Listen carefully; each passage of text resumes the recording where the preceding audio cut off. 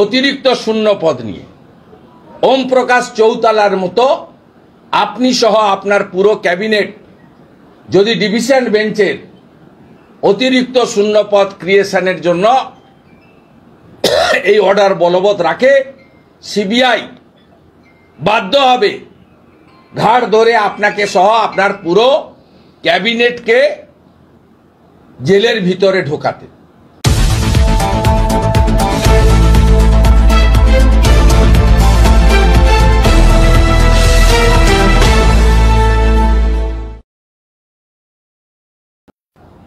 একটি অদম্য সাহসী আমাদের বঞ্চিত কর্মপ্রার্থী বোন প্রথম মামলা করে এর সূচনা করেছিলেন। সেটা আপনারা সবাই জানেন যে ওয়েটিং লিস্টে তার নাম 2 নম্বরে ছিল, তার নাম বাতিল করে ফরওয়ার্ড ব্লক থেকে তৃণমূলে যোগদান করানো পরেশ অধিকারীর মেয়েকে চাকরি দিয়ে প্যানেল ভাঙা থেকেই এর প্রথম সূত্রপাত। এবং অনেকেই অনেক তথ্য জানতেন না, পরে পরে সবাই প্রত্যেকটা অর্ডার উনার ডিভিশন বেঞ্চে চ্যালেঞ্জ করে কখনো স্টে নেওয়া হয়েছে, পরে সেটিসাইড হয়েছে, সুপ্রিম কোর্ট পর্যন্ত গেছে। এবং এই পরিপ্রেক্ষিতে চট্টোপাধ্যায় এবং পুরো হায়ার এডুকেশন ডিপার্টমেন্ট সুবীরেশ বাবু সহ এসকে সিনহার সহ কল্যাণময় গাঙ্গুলি সহ পুরো ডিপার্টমেন্টটাই জেলে গেছে ক্রমান্বয়ে। এবং মহামান্য সুপ্রিম কোর্টে অভিজিৎ গাঙ্গুলির মহোদয়ের কিছু মন্তব্য এবং তাকে টার্গেট করে রাজ্য সরকারের আবেদনের পরিপ্রেক্ষিতে কোর্ট অভিজিৎ গাঙ্গুলিকে তদানীন্তন বিচারপতি, আজকের প্রাক্তন বিচারপতিকে এই মামলা সংক্রান্ত বিষয় থেকে সরিয়ে রাখেন। ডিভিশন বেঞ্চ তৈরি হয়, সেই ডিভিশন বেঞ্চ গত বছর সম্পূর্ণ প্যানেলকে বাতিল করেন। প্রথমত অভিজিৎ গাঙ্গুলি মহোদয়ের যে জাজমেন্ট ছিল সেই জাজমেন্টে কিন্তু 7,000-এর কাছাকাছি অবৈধভাবে নিয়োগ হওয়া লোকেদের বাতিল করার কথা বলা হয়েছিল। কিন্তু সেই জাজমেন্টটাকে পলিটিক্যাল বলে, বায়াসড বলে রাজ্য সরকার চ্যালেঞ্জ করে ডিভিশন বেঞ্চ এবং সুপ্রিম কোর্টে যান এবং পরবর্তীকালে রিকনস্টিটিউট ডিভিশন বেঞ্চ একই জিনিস হয়, যেহেতু রাজ্য সরকার যোগ্য অযোগ্য বাছাই করেননি এসএসসিকে দিয়ে, তাই সম্পূর্ণ প্যানেল বাতিল করতে জাজেরা বাধ্য হয়। একইভাবে সুপ্রিম কোর্টেও কিন্তু আমরা যতগুলো হিয়ারিং লাইভ ভিউতে দেখেছি তাতে কিন্তু সুপ্রিম কোর্ট বারে বারেই রাজ্য সরকার এবং এসএসসির লয়ারকে যোগ্য অযোগ্য বাছাই করার জন্য সুযোগ দিয়েছেন। এবং আমরা ভারতীয় জনতা পার্টির বিধায়করা, যা আমার সোশ্যাল মিডিয়া হ্যান্ডেলে আপনারা দেখেছেন, পুনর্বার আমি দেখাচ্ছি, 30 ডিসেম্বর এসএসসি অফিসে আমরা গিয়ে করজোড়ে বিনীতভাবে অনুরোধ করেছিলাম যে আপনারা 6-7 হাজার অযোগ্য বা অবৈধ অর্থের বিনিময়ে রিক্রুটমেন্ট রুলস বাদ দিয়ে নিয়োগ করেছেন, এদের আলাদা করুন, দিয়ে 18-19 হাজার যারা বৈধ তাদেরকে সেভ করুন। এসএসসি চেয়ারম্যান বর্তমানে যিনি আছেন মিট করেননি, পালিয়ে গেছিলেন, সচিব আমাদের সঙ্গে মিট করেছে। আপনারা দেখুন, আমরা সেদিন থেকেই বলছি, তখন 7ই জানুয়ারি ডেট ছিল। আজকে এপ্রিল মাসের 3 তারিখে জাজমেন্ট এলো। এই সুযোগ রাজ্য সরকারকে, যিনি প্রেস কনফারেন্স করেছেন, চোরের মায়ের লম্বা গলা, একটু আগে ইনি রামকে অ্যাটাক, বামকে অ্যাটাক, ঘুরিয়ে ফিরিয়ে অনেককে অ্যাটাক করেছেন, কিন্তু মূল যে জায়গাটা করেছেন 2013 সালে পার্থ চ্যাটার্জিকে মন্ত্রিসভায় যুক্ত করার পরে, শিক্ষা দপ্তর দেওয়ার পরে, আজকে একটু আগেই চোরের মায়ের লম্বা গলা, চোরেদের রানী, তিনি বলেছেন এসএসসি দায়ী। এসএসসির হাতে কোনো ক্ষমতা ছিল না। 5টা জোনে এসএসসি অফিস আছে, শিলিগুড়ি, মালদা, বাঁকুড়া। এই জোন অফিসগুলো 5টাকে তুলে দেয় পার্থ চ্যাটার্জি এসে, যেমন ডিপিএসসি তুলে দিয়েছিল জেলাতে। সরাসরি বিকাশ ভবন থেকে রিক্রুটমেন্ট হয় এবং তিনি এসকে সিনহার নেতৃত্বে 16 সালের পরে একটা রিক্রুটমেন্ট কমিটি করেন। 16 সালের রিক্রুটমেন্টেও অনেক যোগ্যরা মেধার ভিত্তিতে, পরীক্ষার ভিত্তিতে চাকরি পায়। আপনি মূল যে নিয়োগগুলো বিতর্কিত এবং অযোগ্য, যা মহামান্য তদানীন্তন জাস্টিস আজকের সাংসদ অভিজিৎ গাঙ্গুলির ইনিশিয়াল জাজমেন্টে বলা আছে, দেখবেন 18, 19, 20 সালে কোভিডের সময় অফিস খুলিয়ে SMS করে 18, 19, 20, 21 এই চাকরিগুলো দিয়েছেন। মমতা বন্দ্যোপাধ্যায় বলছেন আমি জানি না। তিনি চাকরি বাতিল নিয়ে দায়ী করছেন অভিজিৎ গাঙ্গুলিকে, বিকাশ ভট্টাচার্যকে, ঘুরিয়ে ফিরিয়ে আমাদেরকে। আমি আপনাকে বলি, আজকের যিনি ভারতবর্ষের উপরাষ্ট্রপতি আছেন, তদানীন্তন রাজ্যপাল, আজকে 188-এ রাজ্যপালকে নথি দেওয়া হয় না। এই রাজ্যপাল মহোদয় তেমন চুপ করে সহ্য করছেন। তদানীন্তন রাজ্যপাল আজকের উপরাষ্ট্রপতি কাছে ক্যাবিনেটের সব নোট পাঠাতে বাধ্য হতো। তিনি আটকে দিয়েছিলেন 5ই মে 2022 এই ক্যাবিনেটের নোট মমতা ব্যানার্জির কাছে অভিজিৎ গাঙ্গুলি মহোদয়ের প্রাইমারি জাজমেন্টের পরে পরেশ অধিকারীর মেয়েকে চাকরি দিতে গিয়ে প্রথম ধরা পড়ে এই হিউজ করাপশন। সেখানে চেয়ার করেছে কে? সেই মিটিংয়ে চেয়ার করেছেন Mamata Bandyopadhyay. Super numerary post. আপনি দেখুন, আমি তো আপনাকে ডকুমেন্ট দিয়ে যাচ্ছি, এই ডকুমেন্ট আপনি অন্য জায়গায় পাবেন না। তাতে কত আপনি দেখুন, in violation of merit of recommendation appointment were given beyond panel wait list, এবং এখানে অ্যাডিশনাল পোস্ট ক্রিয়েশন করার জন্য সিদ্ধান্ত নেওয়া হয়েছে। আপনি দেখুন যে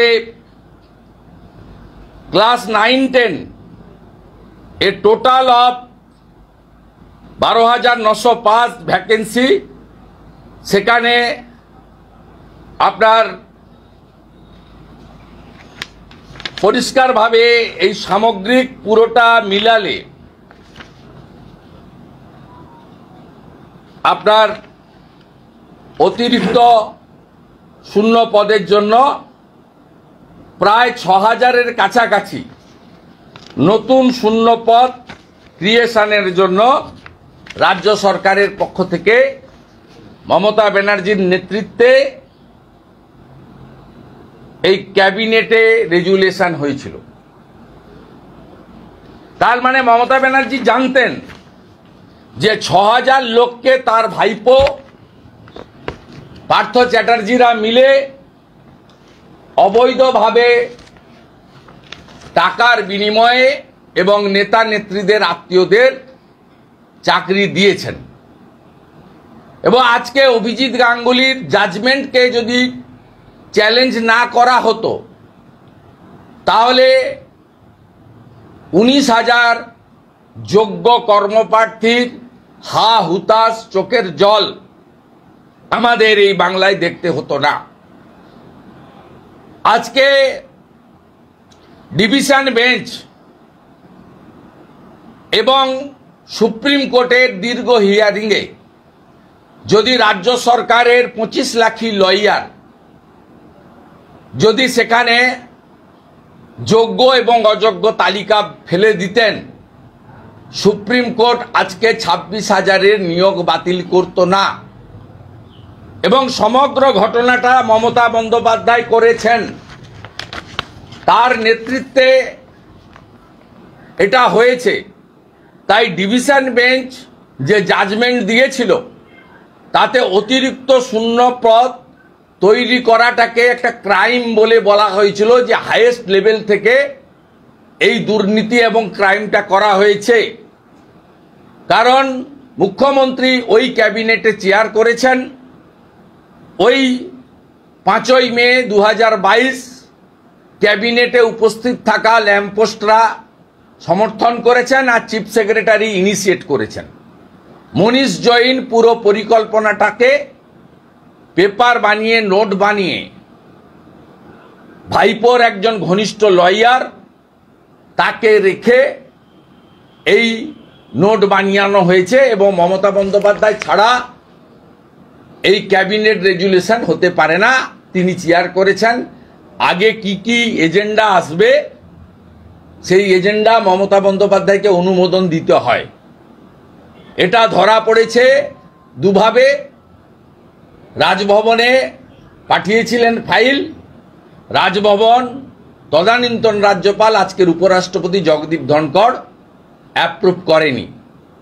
রাজ্য সরকার সুপ্রিম কোর্টে গিয়ে প্রাথমিকভাবে সিবিআই যে ইনভেস্টিগেশন অতিরিক্ত শূন্যপদ ক্রিয়েশন নিয়ে স্টে নিয়েছিলেন। এবং আপনারা দেখবেন এই যে জাজমেন্টে যেমন যোগ্যদের বাঁচানোর চেষ্টা রাজ্য সরকার করেনি, সাথে সাথে রাজ্য সরকারের সবচেয়ে বেশি কনসার্ন এবং তারা উদ্বিগ্ন ছিলেন অতিরিক্ত শূন্যপদ ক্রিয়েট করার জন্য, সিবিআই তদন্ত আটকানোর জন্য। তাই একটা স্পেশাল পিটিশন তারা লাগিয়েছেন চিফ জাস্টিসের কাছে।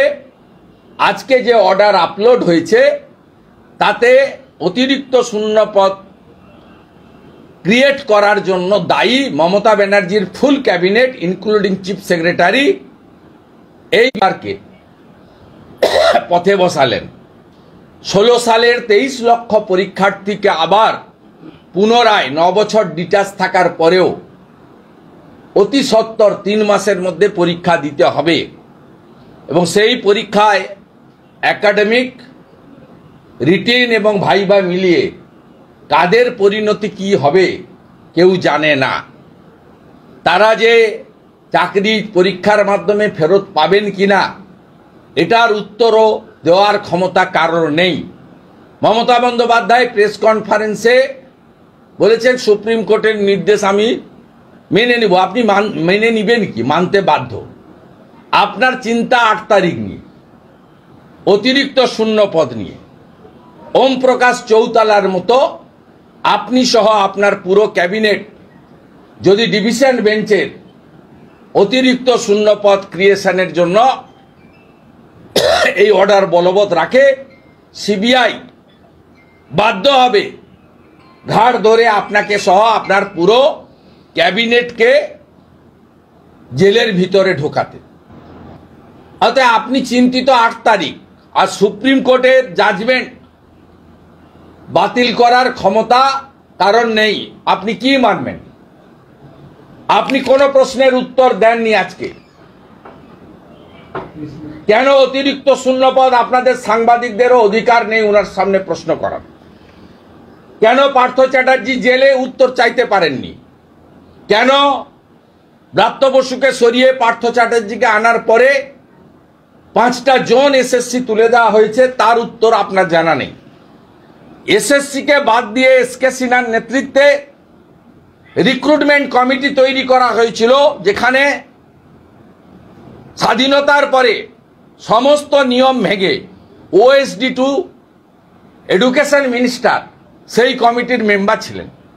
পুরো নিয়ন্ত্রণটা নিয়েছিলেন পার্থ চট্টোপাধ্যায় এবং 18 সাল থেকে 21 সাল পর্যন্ত দফায় দফায় দফায় এই অবৈধ নিয়োগগুলো আপনারা করেছেন অর্থের বিনিময়ে, রাজনৈতিক পরিচয়ের বিনিময়ে, তৃণমূলের বড় নেতাদের আত্মীয় স্বজন হওয়ার সুবাদে।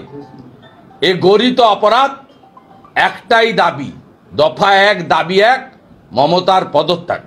শুধু পদত্যাগ নয়, আমরা আশাবাদী আজকে যে ভাষায় চিফ জাস্টিস বলেছেন, it's a crime organised by the administration, that means government.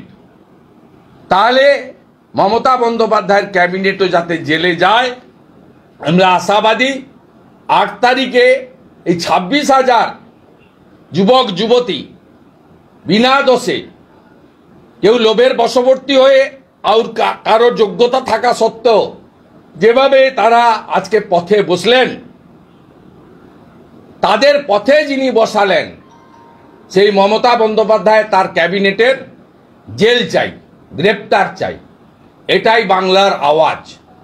ভারতীয় জনতা পার্টির বহু জায়গায় যুব মোর্চার কর্মীরা ইতিমধ্যে আন্দোলন শুরু করেছে।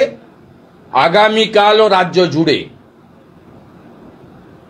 সর্বত্র জনগণের বিশেষ অসুবিধা না করে আন্দোলন হবে, আন্দোলনের তীব্রতা বাড়বে। আমি 26,000 যাদের চাকরি গেছে তাদের নাকি 7 তারিখে উনি কথা বলবেন। কি কথা বলবেন? আমি তাদেরকে বলবো যে মমতা বন্দ্যোপাধ্যায় কি কথা আপনাদের বলবেন, তার বলার কি আছে? যা সর্বনাশ করার তিনি করেছেন, তিনি কি বলবেন? তৃণমূল কংগ্রেস যাদের 12% হারে টাকা ফেরত দিতে হবে, তৃণমূলের অ্যাকাউন্টে 1600 কোটি টাকা আছে ইলেকটোরাল বন্ডে। আমি কালো ছেড়ে দিলাম, সাদাটা বলছি। তৃণমূলের ফান্ড থেকে তাদের টাকা দিয়ে দিন। টাকা তো আপনারা তুলেছেন, 1600 কোটি টাকা আপনাদের ফান্ডে আছে। আর মুখ্যমন্ত্রীকে বলবো, আপনি একটা সময় আপনি সারদা রোজ ভ্যালি বন্ধ হয়ে যাওয়ার পরে তাদের চ্যানেলগুলো বেতন দিয়েছিলেন আপনার রিলিফ ফান্ড থেকে। আপনার রিলিফ ফান্ড থেকে এই 19,000কে আপনি বেতন দিতে থাকুন, যাতে তারা অর্থনৈতিক সমস্যায় না পড়ে। আপনি একটা সময় দিয়েছেন তারা বাংলা টাংলা ইত্যাদি চ্যানেলকে আপনার রিলিফ ফান্ড থেকে, যা যেহেতু চিটফান্ডের সঙ্গে আপনি প্রত্যক্ষভাবে যুক্ত ছিলেন। এবং ভারতীয় জনতা পার্টিও ইতিমধ্যে নিশ্চয়ই প্রদেশ সভাপতি ঘোষণা করেছে যে আমাদের রামনবমীর পরে কলকাতাতে বড় মিছিল হবে এবং পর্যায়ক্রমে নবান্ন অভিযান, সব কর্মসূচি এপ্রিল মাসের মধ্যে ভারতীয় জনতা পার্টির পক্ষ থেকেও আমরা নিচ্ছি। 19,000 প্রায় যোগ্য শিক্ষক শিক্ষাকর্মীদের পাশে আমরা আছি। তাদেরকে কথা দিচ্ছি যে কাজটা যোগ্য অযোগ্য বাছাইয়ের কাজ এসএসসি রাজ্য সরকার মমতা ব্যানার্জি চোরেদের বাঁচানোর জন্য করলো না, ভবিষ্যতে আমরা এই রাজ্যে মানুষের আশীর্বাদে ক্ষমতা পেলে আমরা এই কাজটা করব। কাগজ হারিয়ে যাবে না। ওএমআর মার্কশিট টেম্পার করেছিলেন, কিন্তু সিবিআইর কর্মপদ্ধতিতে তৎপরতায় তারা এটা পুনরুদ্ধার করেছে। পুড়িয়ে দেওয়া সত্ত্বেও তারা কিন্তু নতুন করে ওএমআর সব বের করেছে। আমি হ্যাটস অফ টু সিবিআই সিটকেও দেব যে তারা আপনাদের অনেকের সমালোচনা শোনার পরেও তারা কিন্তু কাজ করেছেন। তাই আজকের দিনে সবচেয়ে শ্রদ্ধা কৃতজ্ঞতা জানাবো অভিজিৎ গাঙ্গুলি মহোদয়কে, যিনি তার চাকরি জীবনের কয়েকটা মাস ছেড়ে দিয়ে মোদিজির সৈনিক হিসেবে চ্যালেঞ্জ গ্রহণ করেছিলেন তৃণমূলের। তৃণমূল বলেছিলেন ঠান্ডা ঘরে বসে উঁচু চেয়ারে দাঁড়িয়ে অনেক কিছু হয়, আপনি আসুন ময়দানে দেখা হবে। তিনি ময়দান বেছে নিয়েছিলেন তাম্রলিপ্তর মাটিকে, পূর্ব মেদিনীপুরের সংগ্রামী মাটিকে। আমরা ধন্য যে তাকে আমরা জিতিয়েছি। আমি আরো কৃতার্থ, নন্দনায়ক বাড় বুথে আমি 2024-এর লোকসভা ভোটে 25শে মে অভিজিৎ গাঙ্গুলিকে ভোট দিয়ে আমার আঙ্গুলে কালি লাগাতে পেরেছিলাম। তাই মমতা ব্যানার্জির পদত্যাগ, তার ক্যাবিনেটের গ্রেপ্তার, এটাই একমাত্র সমাধান। এটুকু বলে আমি মিছিলে যাচ্ছি। মমতা বন্দ্যোপাধ্যায় বলছেন আমি বিজেপি মমতা বন্দ্যোপাধ্যায় বলছেন আমি বিজেপি ভারত সরকারের টার্গেট বুঝি। তারপরে বলছেন আগের সিজেআই স্টে করে দিয়েছিলেন, বর্তমান সিজেআই থেকে এইটুকু মানবিকতা আশা করতে পারি না। আইন তো বদলায় না, তাহলে এখন কিভাবে রায় আলাদা হলো? বাকিটা নিজেরাই বুঝে নিন, তার মানে উনি সরাসরি উনার জাজমেন্টকে চ্যালেঞ্জ করছেন এবং ব্যক্তিকে তিনি সার্টিফাইড করছেন। আগের সিজিআই ভালো ছিল, এখনকার সিজিআই ঠিক নয়, এটাই বলতে চাইছেন ওনার মানে। তাই পরিষ্কার কথা, আপনি চুরি করেছেন, ধরা পড়েছেন, আপনাকে শাস্তি ভোগ করতে হবে। আমরা খুব অরিড, যোগ্য কর্মপ্রার্থীদের যেভাবে বঞ্চনা হলো, আর আমরা খুবই উদ্বিগ্ন যে লোভের বশবর্তী হয়ে যারা সুদসহ টাকা মেটাবেন তাদেরও অর্থনৈতিক পানিশমেন্ট হলো। যারা করালেন, যারা চাইলে যোগ্যদের বাঁচাতে পারতেন। আমি 30শে ডিসেম্বর লিডার অব অপোজিশন হিসেবে আমি এসএসসিতে যা বলেছি আপনাদের প্রত্যেকের মোবাইলে আছে। আমার সঙ্গে এমএলএ অরূপ দাস আছেন, তিনি সেদিনও ছিলেন, তিনি পেশায় একজন প্রধান শিক্ষক, রিটায়ার করেছেন। আমরা গেছিলাম সেদিন, ইচ্ছা করে করলেন না। আজকে মমতা বন্দ্যোপাধ্যায় বলছেন অনেকে ডিপ্রেশনে চলে যাচ্ছে, কোনো অঘটন ঘটলে দেখবে কে? সেই জন্য উনি দেখবেন। উনাকে তো আমি দুটো প্রস্তাব দিলাম। যারা টাকা দিয়েছে আপনাদের লোকরাই টাকা নিয়েছে, আপনার পার্টি ফান্ডে টাকা এসেছে, আপনার 1600 কোটি টাকা যে ফান্ডে আছে, আপনি ভাইপো বসে ওদেরকে 12% সহ ওদেরকে পার্টি ফান্ড থেকে টাকা দিয়ে দেন। আর যারা যোগ্য তারা 3 মাস তো তাদের চাকরি যাচ্ছে না, তারা পরীক্ষায় বসবে, সুপ্রিম কোর্ট ফাইনাল বসবে। তারা পড়াশোনা থেকে দূরে আছে, অনেকে পাস করবে, অনেকে করতে পারবে না। যারা করতে পারবে না 3 মাসের পর থেকে আপনি যতদিন মুখ্যমন্ত্রী থাকবেন, আপনি যেভাবে চ্যানেল 10 আর তারা বাংলা চিটফান্ড বন্ধ হওয়ার পরে পেমেন্ট দিয়েছিলেন চিফ মিনিস্টার রিলিফ ফান্ড থেকে, এদেরও দিন 26শে বিজেপি আসবে, আমরা যোগ্যদের তালিকা বের করে সেই তালিকা নিয়ে সুপ্রিম কোর্টে যাব, রিভিশন পিটিশন করব।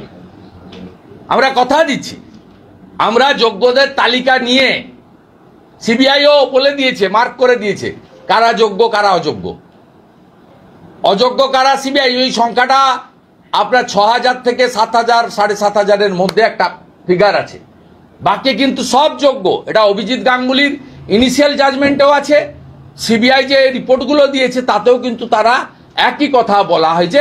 যেহেতু রাজ্য সরকার বা এসএসসি সেগ্রিগেট করলো না, সেই কারণে সবার উপরে করলো। কারণ আইন কখনো কাগজ ছাড়া, ডকুমেন্ট ছাড়া হয় না, তাই বাধ্য হয়েছেন সিজিআই।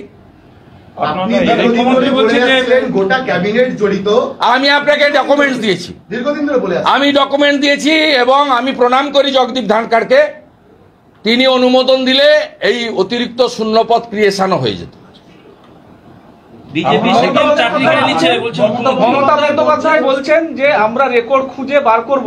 কেউ কেউ তখন মন্ত্রী ছিলেন, কোন জেলায় বেশি চাকরি পেয়েছে, কোন জেলায় বেশি চাকরি? খুঁজুক না, উনি 5 বছর ধরে খুঁজে বেড়াচ্ছেন, পুরুলিয়াতে, মুর্শিদাবাদে খুঁজে বেড়ান। এই নোংরা চোর পার্থ চ্যাটার্জি, আমি আগেও বলেছি, আজও বলছি, আমি আমার বিধানসভাতে একটা চক ডাস্টারও চাইনি ওর কাছ থেকে। পার্থ চট্টোপাধ্যায় একটা নোংরা লোক, উনি এই কথাটা ভাঙা রেকর্ড, এই করে করে 21-এ হেরেছে, আবার 26-এ হারবে। ওনার যদি পিতৃ পরিচয় সঠিক থাকেন, ওনার বাবা নাকি স্বাধীনতা সংগ্রামী, আমি বলবো প্রমাণ দিন। আপনি এটা অ্যাসেম্বলিতেও 21 সালের পর থেকে বলেছেন, পুরুলিয়ার চাকরি, মেদিনীপুরের চাকরি, 24 পরগনায়, মুর্শিদাবাদ কে দেখতো, মালদা কে দেখতো। আরে বের করুন, আপনি ফাটা কাগজ বের করুন, ছেঁড়া কাগজ বের করুন। আপনি একটা ডাকাত, আপনাকে জেলে যেতে হবে, কেউ বাঁচাতে পারবে না। আর 8 তারিখে যদি সিবিআই ডিভিশন বেঞ্চের অর্ডার আপহোল্ড না রাখে, আমরা বিজেপি ক্ষমতায় আসার পরে কমিশন বসিয়ে আপনাকে জেলে পাঠাবো এই দুর্নীতির জন্য। আপনি নিশ্চিন্ত থাকুন, আপনার শেষ পরিণতিটা জেলে। শুধু আপনি নয়, আপনার ভাইপো সহ, যার নাম 73 মিনিটে 73 বার সুজয় কৃষ্ণ ভদ্র বলেছে। শিক্ষা ব্যবস্থা কোন দিকে এগোচ্ছে? শিক্ষা ব্যবস্থা কোন দিকে এগোচ্ছে? শিক্ষা ব্যবস্থা ধ্বংস হয়ে গেছে। মমতা বন্দ্যোপাধ্যায় বলছেন যে কারো পরিবার যদি অচল হয়ে যাও, বিজেপি সিপিএম সচল থাকতে পারবে না। বিজেপি এবং সিপিএম সচল থাকবে না, কারো পরিবার যদি অচল হয়ে যায়, কিছু যদি হয় দায় করুন না। আপনি তো পারমিশন দেন না, আজকে 80তম পারমিশন নিয়ে করছি। আপনি তো বারুইপুরে আমার গাড়ি ভাঙলেন, প্রতিদিনই বিজেপি নেতারা আক্রান্ত হয়। নিখিলদের গাড়ি ভাঙলেন, দিলীপ দা তার উন্নয়নের কাজে গেছিল, তাকে মহিলা দিয়ে অসম্মান করলেন। প্রতিদিন তো করেন, তো কত কর্মী মার খায়, রক্ত পড়ে। করুন, তার মানে কি আপনাকে মাঠ ছেড়ে দেবো নাকি আমরা?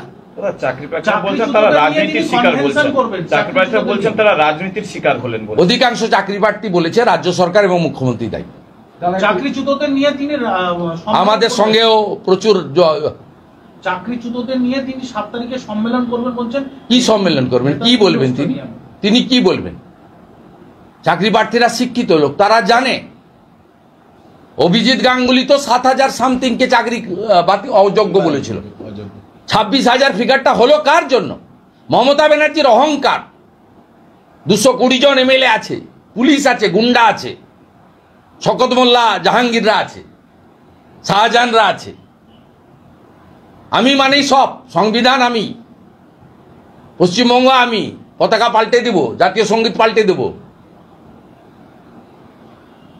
হিন্দু শেষ করে দেব, যা খুশি করব আমি। এই যে ঔদ্ধত্য দম্ভ, এর জন্য হয়েছে। আর আমি বলি নরেন্দ্র মোদীজি ছিল বলে উনি চিটফান্ড কেলেঙ্কারি থেকে বেরিয়ে গেছেন। তখন সময় নিয়ে তথ্য প্রমাণ জোগাড় করে হাইকোর্ট থেকে সুপ্রিম কোর্ট তাদের গাইডলাইন মেনে তারা সঠিক জায়গায় পৌঁছে গেছে। এবং নিশ্চিতভাবে অভিজিৎ গাঙ্গুলির যেমন ক্রেডিট, জুডিশিয়ারি যেমন জয়, জগদীপ ধানকারও যেমন অতিরিক্ত শূন্যপদ আটকে ছিলেন মাননীয়, ঠিক সাথে সাথে সিবিআই সিটেরও ক্রেডিট। আজকে তো মমতা বন্দ্যোপাধ্যায় অভিজিৎ গাঙ্গুলিকে চিনতেই পারছেন না, বলছেন গাঙ্গুলি নাকি একটা জ্বালা জ্বালা, ভীষণ হিংসা। উনি বলছেন এই যে নাম না করে আমাকে বলছেন না, আপনি 13 সাল থেকে পার্থকে দিয়ে কি করেছেন আমরা জানি। ইপিএসসি তুলেছেন, এসএসসি ভেঙে দিয়েছেন, সব নিয়োগ 18 থেকে, সব ভাইপোর অফিস থেকে হয়েছে। শান্তনু, কুন্তল, এরাই সব মাথা।